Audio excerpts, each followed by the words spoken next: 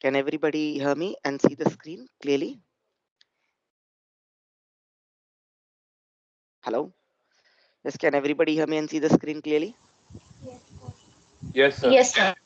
Okay. Now kindly please be attentive, students. Okay. So kindly I request everyone to kindly please be attentive. Kindly listen. Okay. And kindly see what is happening. Okay. That's very important. Okay. So in the last class, students, we were speaking about hierarchical clustering. In the hierarchical clustering, we spoke about agglomerative, where we saw about single linkage and complete linkage. In single linkage, we use the concept of minimum, and in the complete linkage, we use the concept of maximum. Okay. And when it comes to distances, okay, then what did we do? Single linkage, okay, and complete linkage works under the concept of, okay, bottom up approach. So where individual clusters will be there, something like this: a b c d e, then you combined a and b, then you combined c, a b c, then you combined something like this, then you combined something like this clusters, and then finally you got something like this, okay, a b c d e into one individual cluster, into one individual cluster. So you started with a b, okay, then you proceeded with another iteration, then you combined a b c, then you saw that it was d e, then you combined a b c d e. So this was bottom up approach, this was bottom up approach. Okay, now we are going to see about, okay, the another one called as a divisive hierarchical clustering, otherwise called as a divisive analysis. Okay, divisive analysis, otherwise called as Diana. So in this, students, as you particularly see here, we will start with one cluster, okay, as one single cluster, then we will break down. It is just totally the reverse of agglomerative clustering. There we started with individual clusters, then everything was one big cluster. Now we are starting with one big cluster, then we are going to break down with individual clusters. In the end, everything is going to be individual. Okay, a, then b, c, or cb, whatever it might be, okay, d and e. So individually, so first you are breaking it into A, B, C, then you are breaking it into D and D, whatever it might be. It can be in anything. This is just to make you understand. I have put A, B, C, D, E. It can be D, E. It can be in any combination, right? It can be in any combination. Okay, then A, B, C, and D, E. So finally, you will have an individual clusters. Okay, so this is called as a top-down approach. Okay, this method uses top-down approach. Now let's begin, students. Now let's begin. How do we do it? Okay, how do we arrive? Okay, how do we arrive from the one big cluster to the individual clusters? To the individual clusters. Okay, so now consider, students. You have A, B, C, D, E, A, B, C, D, E. Okay, and their distance is given, and their distance is given. Now students, you need to understand, okay, in agglomerative clustering, the distance between, when we spoke about this, something like this, an agglomerative clustering, p1, p2, okay, p1, p1, p2, okay, when we are talking about p2, so in the hierarchical clustering, that is agglomerative, the distance between p1 and p2, okay, here it was 0, right? The distance between, yes. So P1 and P2, or P2 or P1. Here it is. Not this one. P1, P2, P1, P2. Okay. Okay. It was vice versa. It was vice versa. Okay. That is, if it was P1, P2, or it was P2, P1, we took the value 3 only. So P1, P2, P1 comma P2, or P2 comma P1, we took the value 3 only in agglomerative clustering. Let it be complete single linkage or complete linkage, whatever it might be. But in but in but in okay, Diana, okay, so we will be taking, it's not okay, A to B and B to A, we have two different clusters. Can you see? A to B and B to A. Okay, so also it's the same distance, or what? Let me check.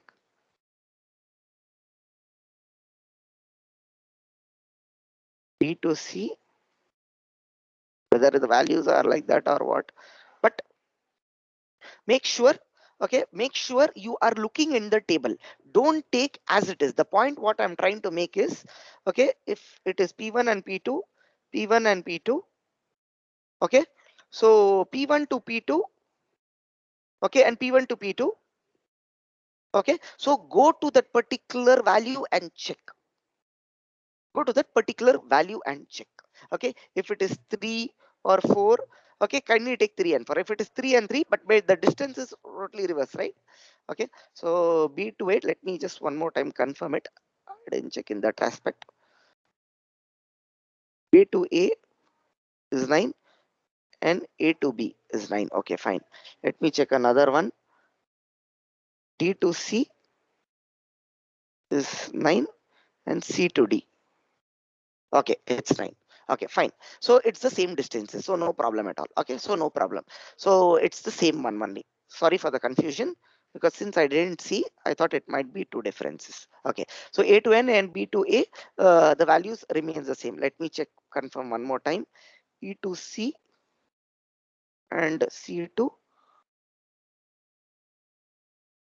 E to C is 2 and C to E is also 2. Okay, fine, good. Okay, so now having said that, students,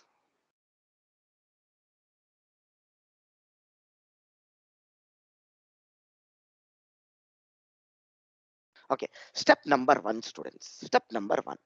Okay, now consider we are treating the entire particular all the variables as one particular cluster initially. Now we are going to, from there on, students, we are going to split it. We are going to split it into A, B, C, D, E. Okay, we are going to split it into different clusters. We don't know like what cluster and which particular variable is going to go out of the cluster 1. It is not to be known. This diagram is just for explanation, but when we work on the problems, we don't know which particular cluster we are going to split it. Okay, first step number 1 is to find the average dissimilarity. The word dissimilarity is very important. Average dissimilarity. Okay, with respect to A, then average dissimilarity with respect to B, average dissimilarity with respect to C, average dissimilarity with respect to D, and average dissimilarity with respect to E. Okay, so now average dissimilarity with respect to A is, okay, so 1 by 4. Can you see? Leave off A to A. A to A distance is always 0, right? So 1 by 4, because there are 4 variables. If it is F, it could have been 5, 1 by 5. Since it is C, D, and E, it is 4. So now average A to B, 9. A to C is 3. A to D is 6. And A to F is 11. So when you do the math, you get 7.25. The same way, average dissimilarity of B. So B to A is 9, okay, and B to C, B to C, B to D, and B to E. So 1 by 4 into 9 plus 7 plus 5 plus 2. Okay, the same way you do it for all the terms. So E to A, E to B, E to C, E to D. Okay, 1 by 4 into, okay, 11 plus 10 plus 2 plus, okay, 8. So 8, 10, 10, 20, 30, 31. So 31 divided by 4, you get 7.5. So after doing this average dissimilarity, you take the highest average. You take the highest average. Highest average are average B and E are the highest average. Okay, B and E are the highest average. Initially, students, we have two clusters, Ci and Cj. Okay, students. Okay, we are going to break the, initially I told you, right, we have the big cluster. Now this cluster is called as Ci. The next cluster, what you are going to make it as Cj. Okay, so I'll be adding the elements from this to this till all the elements of the Ci become negative. Till all the elements of the Ci become negative, till we will be doing the process. Okay, students, get this point. Okay, in the later I will explain you the full algorithm. Okay, so I hope you are getting. Initially we have the clusters. This cluster is called as a Ci. The new cluster which is coming up is called as a Cj. We will be moving the elements from the Ci to Cj till all the elements of the cluster become negative. Okay, still the collision become negative, then we will stop, and again we will be repeating the same process for the balance. Okay, now, so now how are we going to move the first cluster from first element to Cj?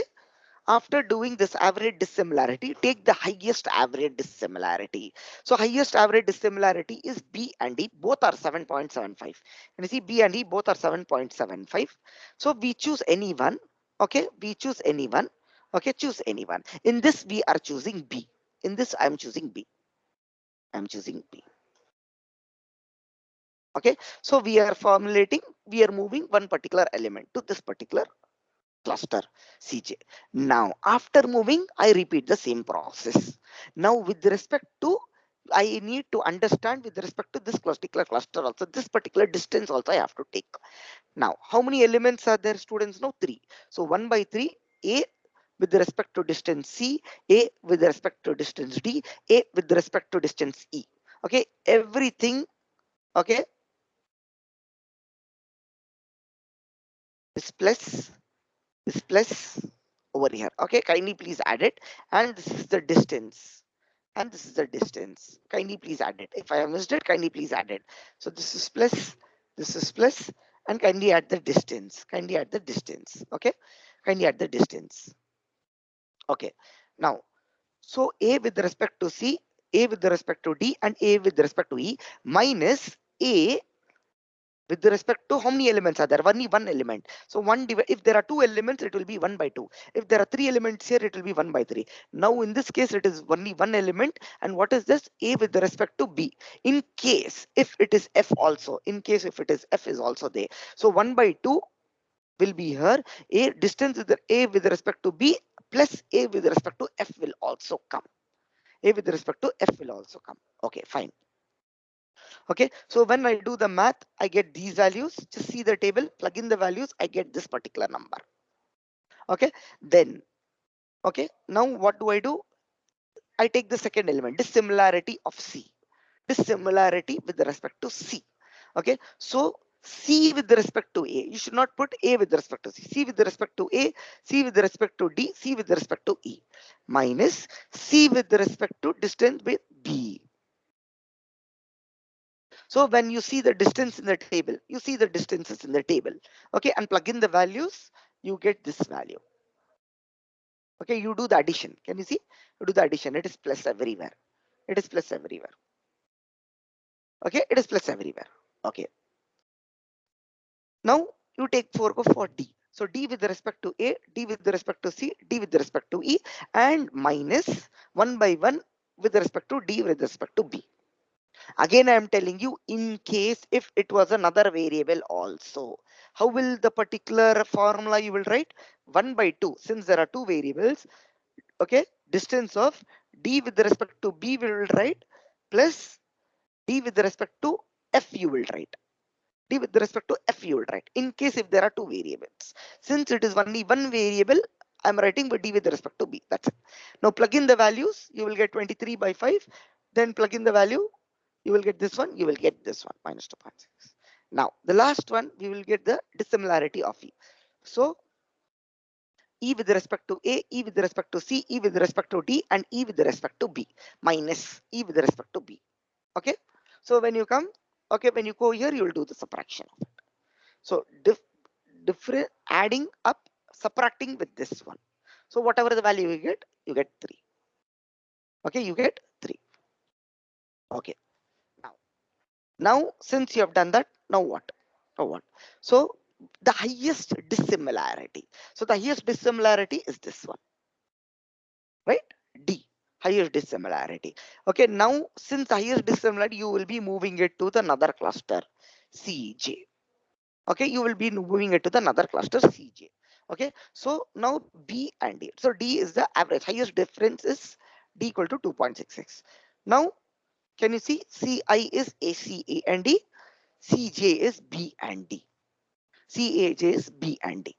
Okay. Now again you will do the same process in the third iteration. A with respect to C, A with respect to E. Minus C. Now we have two elements in the Cj.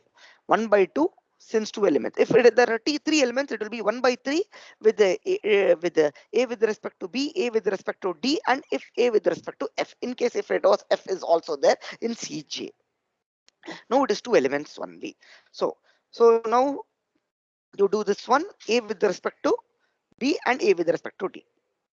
So now you plug in the values. Okay, you do the math. You get minus 0.5. Minus 0.5. Okay. Now C with respect to A and C with respect to E minus E with respect to B and E with respect to D. E with respect to D. Okay, E with respect to D. Okay, fine, done. Then what? So C. Okay, C with respect to A, C with respect to E, C with respect to B minus C with respect to D. So for C, I get the value minus 5.5, and E I get minus 2.5. Now students, now see. Okay, kindly please don't unmute. Okay, so now if you see, when will you stop? When you will stop, what did I say? If you get three negative, all the elements, if you get three negative values, you will stop. So here dissimilarity of A is also minus, dissimilarity of C is also minus, and dissimilarity of E is also minus.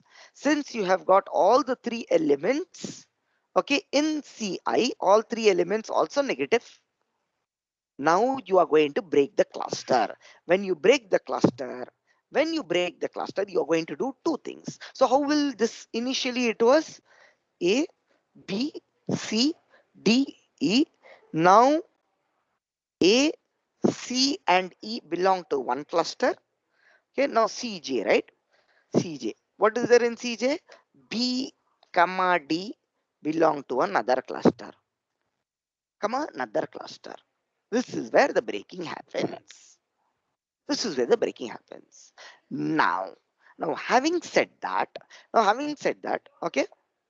Now, since students, now after that, now I'm going to choose now which cluster I need to further break more. Getting the point? I need to further divide more. So now I can divide this as well as this. Okay, but I need to choose which cluster I'm going to further divide more into individual clusters. So for that, what I will do is I will take the diameter of A, C, and E and the diameter of B and D. Okay, now I'm going to take the diameter of this particular cluster is Ci and this particular cluster is Cj. So I'm going to take the diameter of Ci and I'm going to take the diameter of Cj. So diameter of Ci and I'm going to take the diameter of Cj. So diameter of Ci. So distance with respect to AC, AE, and EC, CE. Okay. Now BD. Okay. So if I take these three values, 3, 11, 2, you see the table. Okay. You see the table, you will get the values. Okay. So the maximum value is 11 here. Here the B and D is 5. Okay, since the cluster with the largest diameter Ci, so now here you are going to take the largest value.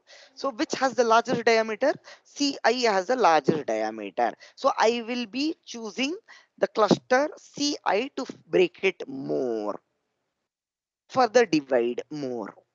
Okay, further divide more. Okay, so now what I will do is, okay, so I split Ci. So Ci is what? A, C, and E. So now I will follow the same process from the beginning, what I did in this step. Okay, I will treat as, okay, A, B, C, E, D, E I treated, right? Now I will treat it as one single cluster. Okay, that cluster is A, C, and E. So now A, C, and E. So there are only two elements left. So okay, ignoring this own distance. So A and C, A and D. Okay, I get this value. Okay, C, C and A, and C and D. I get this value. Then E and A and E and C. I get this value. Now the cluster which has the largest diameter, the largest dissimilarity is what? The cluster which has the largest dissimilarity is A. So A will be moved to another cluster called as a CK. So now I have this particular one, right? A, B, C, D, and E. Okay, A will be moved to CK. Okay, so now I have three clusters, C and D, B and D, and CK and CK. Now C and D. Okay, I need not go. Okay, I need not go for here. When I'll choose the, when will I stop the condition? When will I stop the condition here is, can you see? Where is it? When will I stop this condition of negative? When will I stop the condition of negative? That is if my value is I have three elements or more than three elements. Okay, three or more. Here directly I have two elements only. So now I can get C and D, I get the distance to CJ. Okay, CJ, CK value is 0 because the distance between A to A is 0 and CJ is 5 and CJ is 5. Okay, so now what am I going to do? My cluster is already splitted into A, B, C, D, E. So I have splitted into A, okay, A, C and E. This was B and D. Now I have split it into C, E and A was splitted. Okay. Now I need to choose. Now I have how many clusters? Okay. C and D as one cluster, A as one cluster. Okay. And B and D as another cluster. So difference is, so this is 0, right? This is 0. Now difference between C and D or B and D, which one I would like to split? So which has the largest diameter? Distance between C and D or B and D? So if I look at this, the value is 2. Distance between C and E, the value is 2. And CJ, so B and D, B and D. What is B and D? B and D is 5. Okay, B and D is 5. Can you see? B and D is 5. B and D is 5. Okay, so the CJ has the larger diameter. So I'm going to split. Then the next step of splitting is CJ. So I will split B and D like this. Then definitely this remains. Then I will split C and E. Then I will split C and E. So finally I have splitted all the clusters. Okay, one single cluster into all the single clusters. Is it clear, students? Hello? Okay, now if you look at this, students, now look at this. So initially, students, what I have done, students, initially I have two clusters. Okay, one big cluster, A, B, C, D, E. Then what did I do, students? I took the average dissimilarity. So based on the average dissimilarity, okay, the highest average dissimilarity, I moved it to another cluster called the CJ. So I will be keeping on moving. Initially, I will be keeping on moving to this particular CJ till when? Till all the values, okay, become negative. That is for the first iteration. Okay, so now once I have splitted this cluster, okay, now I have two clusters, right? Cluster 1 and cluster 2. Now I can split either this cluster or this cluster. So the cluster with the highest average dissimilarity I have to split. So I will be finding the highest diameter, the highest average diameter. So after the highest average diameter, okay, then I will choose the one cluster to split and I will repeat the process. I will repeat the process. That is what the algorithm I have written, students. Okay, suppose that the cluster C1 is going to be splitted into cluster Ci and Cj. Ci equal to, okay, C1 and Cj equal to initially empty cluster. For the first iteration, compute the average distance of all the. Then for the remaining iterations, compute this particular methodology I have told you. Then for the first iteration, move the objects with the maximum average distance to Cj. Okay, remove the minor. For the remaining iteration, find the object x for which dx is the largest. Okay, dx, the diameter. Repeat the process 3b. Okay, until all the differences of the dx are negative and C1 is split into Ci and Cj. Okay, all the differences of the dx are negative. Okay, so here, students, were here YFC initially there are only two. See here, there is no. See here, if I have more than 3 values in this cluster also. So for example, if I have more than 3 values in this cluster, okay, in this cluster also, it's better I can stop and see the distances. That's it. I can see the distances. Now you see, okay, you calculate the distance between C and D. Okay, if I do this one, I will not get a negative value, but I will be able to split it. So it's better I can stop and see the distances. I can take the distances and find the average distances here. But in case if I could have got over here, I will do one more iteration and I will see, okay, if all the values are negative. Or else I will split it into this cluster. Then I will take the distance between this and this. And then I will compare, okay, the whichever the particular value is falling into this cluster. Okay, whatever it might be. Okay. People are able to understand? Hello? Hello, you Yes, people sir. understood how the process goes? Yes, sir. How many of you understood? Raise your hands quickly.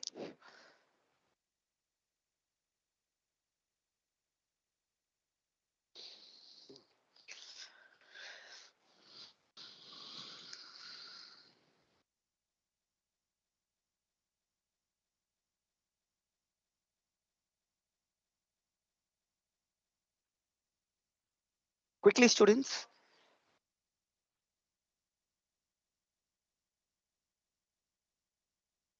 Okay, good. Okay.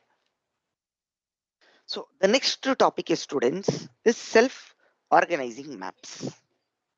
Okay, self-organizing maps.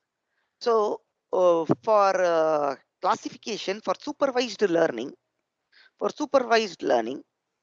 okay, when you have multiple inputs layer, okay, and when you have the hidden layer, okay,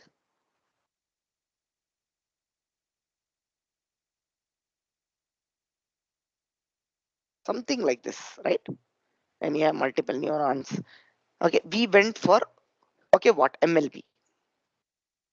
This was for supervised learning. But for clustering, okay, we go for we apply neural networks in clustering using the self-organizing maps. For clustering, okay, for clustering, which is unsupervised learning, clustering is an unsupervised learning, right? We apply self-organizing maps. Okay, here there is no hidden layer, only input layer and the output layer. Okay, and each neuron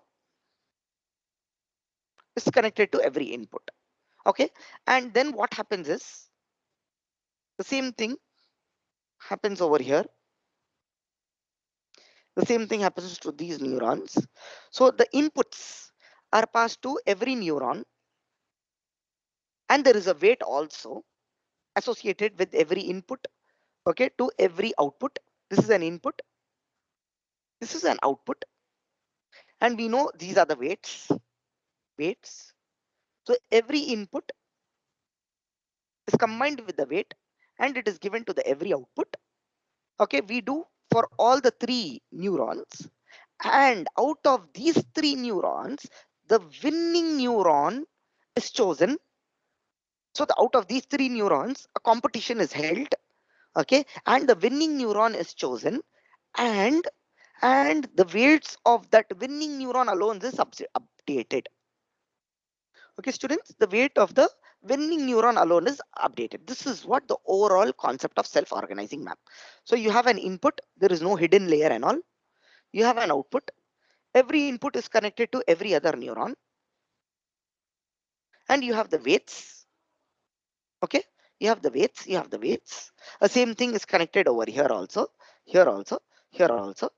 The same thing is connected here also, here also, here also. So the competition is held between these 3 neurons, and the winning neuron is chosen, and the weights are updated. And in the end, we are going to try to put the inputs to that particular neuron, okay, by putting that into one particular cluster. So these are 3 clusters, you can say: cluster 1, cluster 2, cluster 3. So based on that, we will be moving on to that input to that particular cluster, okay, to the particular neuron. Okay, so Terminology used: clustering. It's an unsupervised learning. It uses Euclidean distance. Okay, Euclidean distance. So introduction of SOM. It was introduced by Professor Cohen in 1982, also known as Cohen's self-organizing map or Cohen's feature map. It's an unsupervised neural network. So basically it is used for high dimensional and complex data where you have multiple columns and multiple rows with complex data. Okay, and if you're high dimension data, where what happens when you have multiple rows and multiple columns? Okay, so high dimensional data, right? So introduced by Cohen, as I told, first introduced by this guy and then refined by Cohen. Okay, neural network algorithm using unsupervised competitive learning. I told you competitive learning means neurons fight amongst each other. Okay, primarily used for organizing and visualizing of complex data. Okay, for visualization. Okay, so for which cluster, okay, which particular value is going for which cluster. There is no hidden layer. As I told you, one input layer and output layer is there. Each neuron on the grid is an output neuron. Each neuron, this is an output neuron, this is an output neuron, this is an output neuron, this is an topological relationship with the training set are maintained. Okay, so maintains the topology. Okay, training occurs with competition. Training occurs with competition. Okay, can be used for detecting similarities and the degrees of similarities. It is assumed that the input pattern falls into sufficiently large distinct grouping. So we will be using the weights and assigning it accordingly. Okay, so every neuron, okay, sample data, and you see, and we are going to cluster them. We are going to cluster them according to the output nodes. Okay, so inputs, two neurons.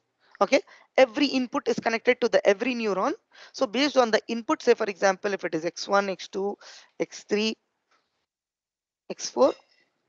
Okay, so every input is connected to every other neuron. If this is an x1, x2, x4, so we will be comparing the inputs and finally we'll be choosing one neuron, and accordingly we will be moving that particular input to that particular neuron, and accordingly we will be doing the process again and again till it converges, and finally we'll put them into clusters.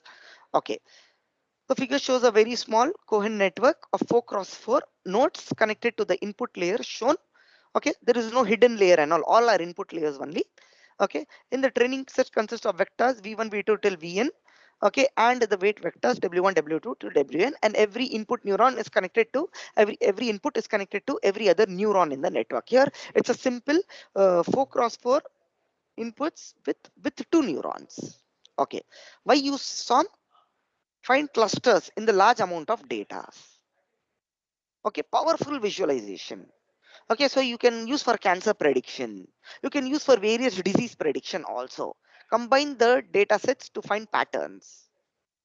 Okay. Okay. So basically genes. Okay. So genes. So genes is in the form of a particular structure, right? So when you combine and put the genes, you see the genes patterns. There are billions and billions of records when we talk about genes. So if you want to cluster them and you want to try to analyze them, okay, using these images, you can identify whether a person is having cancer or not. Okay, so at the special classes of ANN, which are based on competitive learning. So competitive learning, the output neurons of the network compete among themselves to be activated. Okay, with the result only one output neuron, okay, per group at a time, only one neuron is chosen. So the neuron which wins is declared as a winner and takes all the neurons, or simply a winning neuron. Okay, see, as I told you, x1 multiple inputs connected to multiple neurons, so they fight and one neuron is chosen as a winner. Okay, so building the artificial topological maps. Okay, so all these things fine. Okay, so how does this SOM works? Initialize the neural network weights. Weights are assigned. Randomly select an input. Select the winning neuron using Euclidean distance. Okay, we will be using this particular formula. Update the neuron weights. Go back to step 2 until the training is done. Until the training is done. Okay, so basically we are going to train here. Okay, and laterly you can supply a random input also and see whether the cluster it belongs to which particular cluster. Okay, so initialize the weights. stopping while condition stop false, do step 2 to 8. Okay, for each input X vector 3 to 5, we will do this part. Okay, so update the learning rate. I will tell you how to update the learning rate. Reduce the radius, test stopping condition. Okay, fine. So now students, let's enter into the problem. So the learning rate is given as 0.5. We are taking how many input values is 4 input values. So 0 0 1 1 1 triple 0 0 1 1 0 and triple 0 1. Okay, two neurons. Okay, that is two clusters.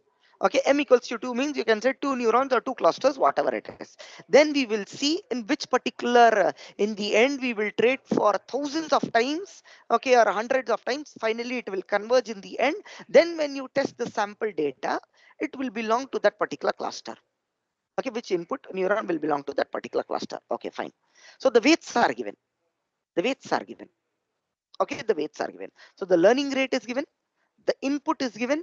Okay, the cluster number is given, how many clusters, and the weights are given. 4 components are given. 1, 2, 3, and 4.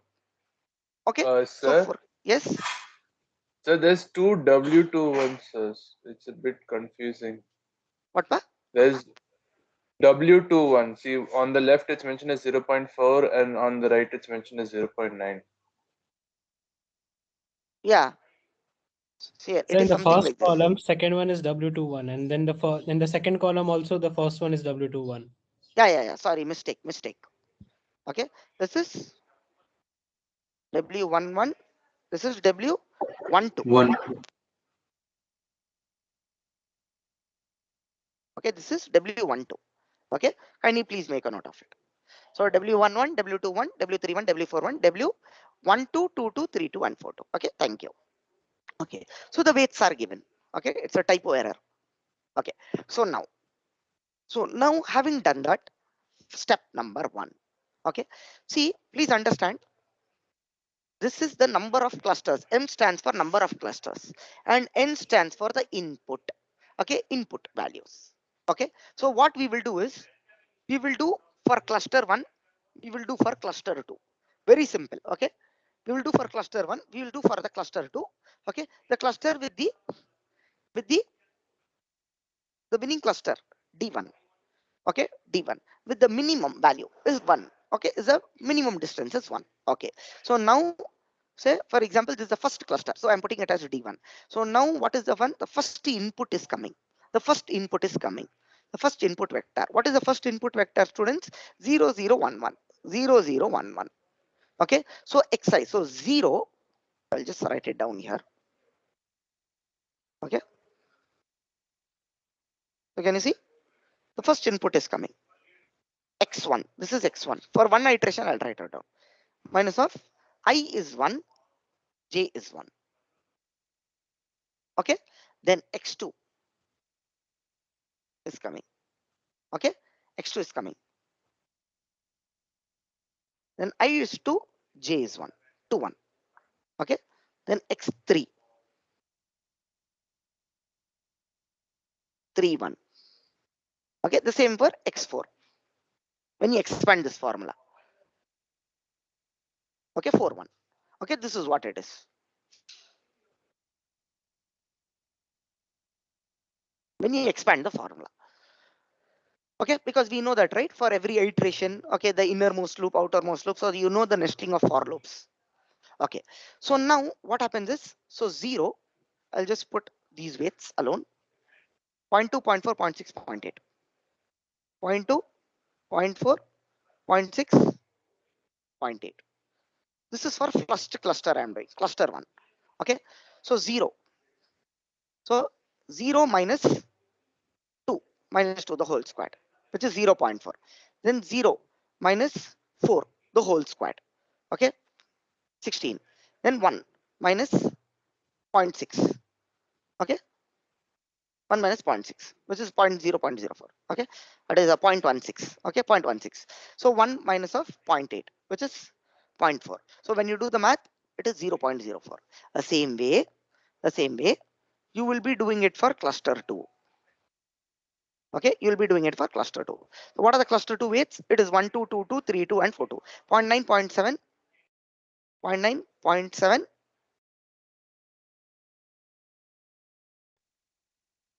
sorry, 0.5, 0.3, 0.5, 0.3. So 0 minus 0.9 the whole squared, and 0 minus 0.7 the whole squared, then 1 minus of 0.5 the whole squared, and 1 minus of 0.3 the whole squared. So when you do the math, you get this value. Okay, now after getting that value, you will be choosing the minimum distance. Okay, so the minimum distance is 0.4. So since 0.4 dj value, so the j value is, you will be choosing the j as 1.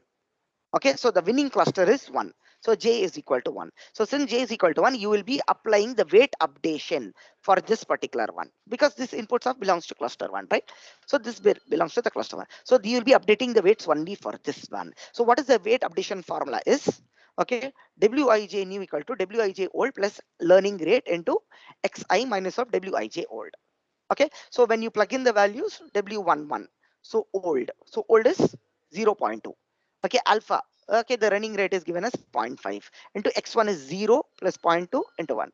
Okay, so 0.2 plus 0.5 into 0.2 minus 0.2. So what you will do is 0.5 into the value, you plug in the value, you get 0.2, 0.1. So the same way you will be doing it for w21. Okay, so what is w21 old? 0.4. Okay, 0.4, 0.4, 0.5. So plug in the values, you'll get this one. So the same way you'll get a 0.6. So 0.6 plus 0.5 into 0.6 to 1 minus of 0.6. Okay, so here it is input is 0. Here it is input is 0 because the input weight is 0, 0, 1, 1, 0, 0, 1. Here it is so 1. Okay, so I get this value. So the same way I'll be doing it for W4. So W41 is what? W4 0.8.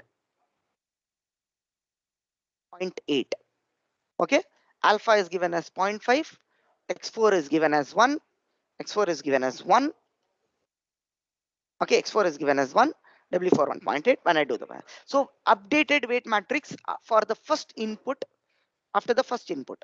Okay, so 0.1, 0.2, 0.8 and 0.9. You see, cluster 2 remains the same. Cluster 2 remains the same. Now you apply for second input. Second input is 1,000. So then the same thing you'll be doing for D1 and D2. So D1 is what? Okay, 1 into, we'll be using the same formula. 1 minus of 0.1 the whole square and 0 minus of 0.2 the whole square. Then 0 minus of 0.8 the whole square and 0 minus of 0.9 the whole square. So I get 2.3. So then the same thing I apply for D2. Okay, D2. So 1 with multiplied by this. 0 minus of 7 the whole square and 0 minus 5 the whole square and 0 minus 3 the whole square. I get this one. So then the winning cluster. So the winning cluster is chosen for the second input is 2. So now I update the weights for this particular one. So the same formula. The same formula I apply. Same formula I apply. But this time it is W12. Okay, W12, W22, W32, and W42. Okay, here are 42 values. Okay, so when I do that, I get these values. I get these values. But weight updation only for D2. Okay, so after weight updation for second input, this one. Okay, now the same thing for third value. When I apply, D1 value is this, D2 value is this. Okay, so the winning cluster is chosen as 1. Okay, the winning cluster is chosen as 1. Okay, students, the winning cluster is chosen as 1. So now what happens is, okay, so for 1, I apply the weight updation. So W11, W21, W31, W41, I get these values. So I update the matrix. I update the matrix. Now for the last input, okay, D1 and D2 I calculate. Okay, and the winning cluster is chosen as again 1. Okay, again 1, and for 1 again I applied the weight update matrix. I apply the weight update matrix. Okay, so these are the values I found out, and the final update after the first iteration. After the first iteration. Now students, now when you go for the here, I'm training my clusters. Okay, I'm training my input values, okay, to become the clusters heads. Okay, now what I'm going to do is for the second iteration, when I go is the learning rate. What happens is the learning rate, what did I say? 0.5, right? It should be every time, it should be divided every t plus 1 iteration. It is, okay, the learning rate is divided by 2. Okay, it is divided by 2. So every iteration, students, the learning rate is divided by 2. Whatever the value you get, okay, that is the new learning rate. With the new learning rate, you go for the second iteration. Okay, so you have the latest updated matrix. You have the latest updated matrix weights. Okay, you have the latest updated iteration. So 0.5 divided by 2, whatever the value you get. Okay, whatever the value you get will be the new learning rate. And then you have the input. So again you do. So when you do for 100 iterations, okay, when you do for 100 iterations, finally you will say, for example, if you're going to get a input something like this, 0, 0, 0.3, 0.2. Okay, after 100 iterations you get. Now if you test with the particular input, okay, or now if you test for the particular input, it will belong to D1 cluster or D2 cluster. So say for example, for first D1, it belong to the input one, right? It belong to the cluster one. The second one, it belong to the cluster two. The third input belong to the cluster one. The fourth input belong to the cluster one. So after 100 iterations, after training, it will stick and it will give you in which particular input belongs to which particular cluster. So there it will get converged after a point of time. Okay, the point of convergence. Now if you look at the algorithm, so what happens here is,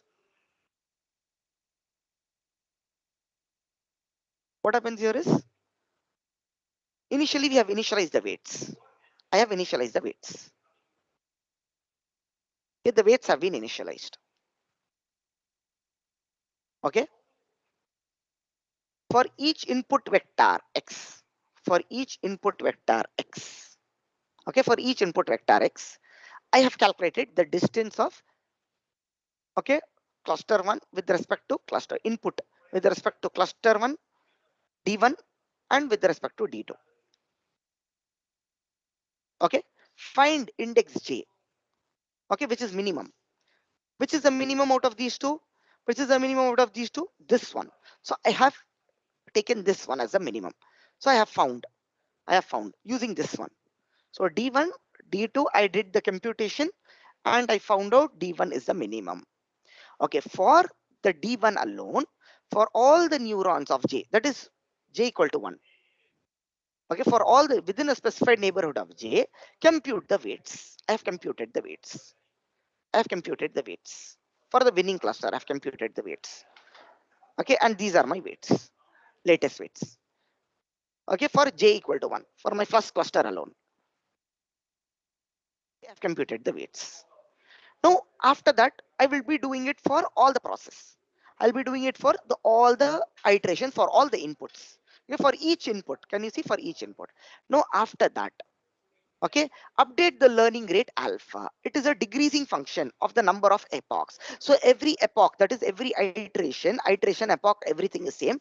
So I will be decreasing. So how will I decrease? So if my t plus 1 iteration is alpha divided by 2.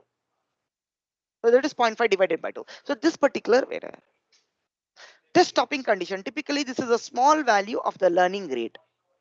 Okay, with the weights updated are insignificant. Blindly, please understand, when you move from one iteration to another iteration, okay, the weights are updated, okay, and the cluster move towards a particular cluster, closer towards the particular neuron, So initially, students, to explain you,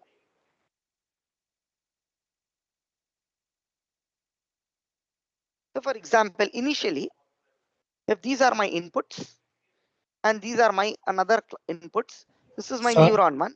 Yes. Sir, our next class has started. Yes. Just give me 1 minute. Okay. Just give me 1 Okay. minute.